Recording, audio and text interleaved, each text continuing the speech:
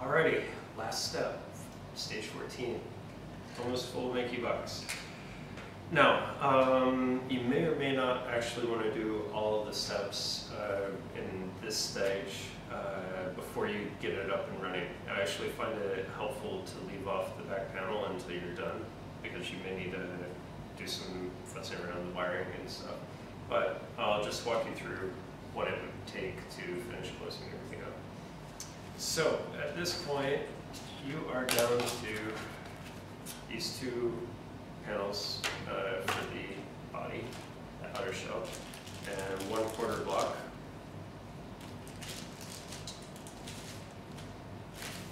And then a few of our standard screws. That's it. So really there's not a whole lot left to do. So first step, take the peeling, the covering, protective covering off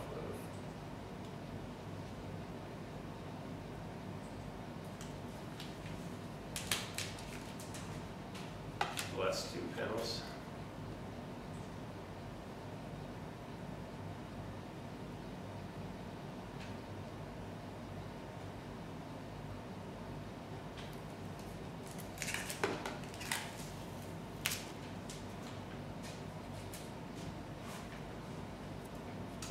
Now, technically what's going to wind up happening is this panel will go here with one screw here, one screw here, one there, and one there. You probably actually want to leave that off until you're really finished doing everything. One thing that you'll find during your tune-up period is you may need to adjust the trim pods in case the motors are skipping or running too hot or whatever. So we'll start by putting this panel into place. So this gets the corner block like so. So the tabs are on this side, and then the corner block is facing up that way.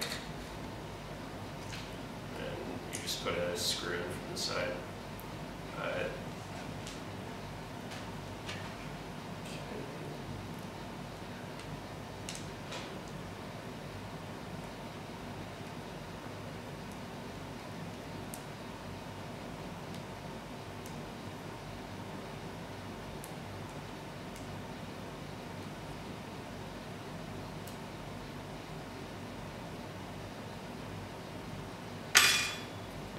Now,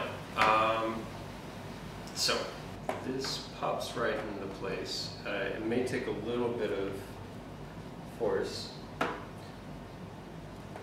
but everything should just bend around it without actually causing any trouble. Now watch out for the wiring. You want to get it into that notch there. And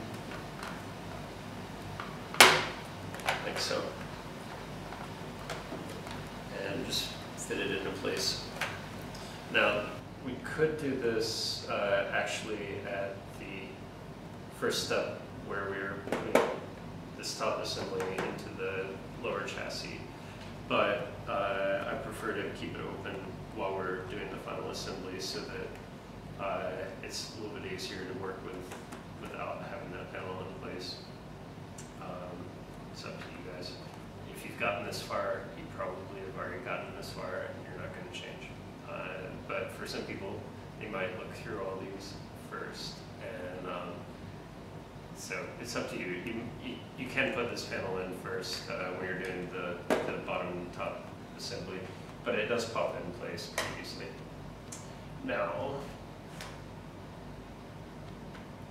just make sure your wires are good and clean. Okay, so at this point I am going to not put this in place, but technically you put 1, 2, 3, 4 screws in. That's it. That would be the full final assembly. I'm going to wait and do this after we get the first test prints out and leave this open just in case we need to do some troubleshooting on the board itself. All right, that's it. 14 steps to a MakiBox. There you go. Thank you. Bye-bye.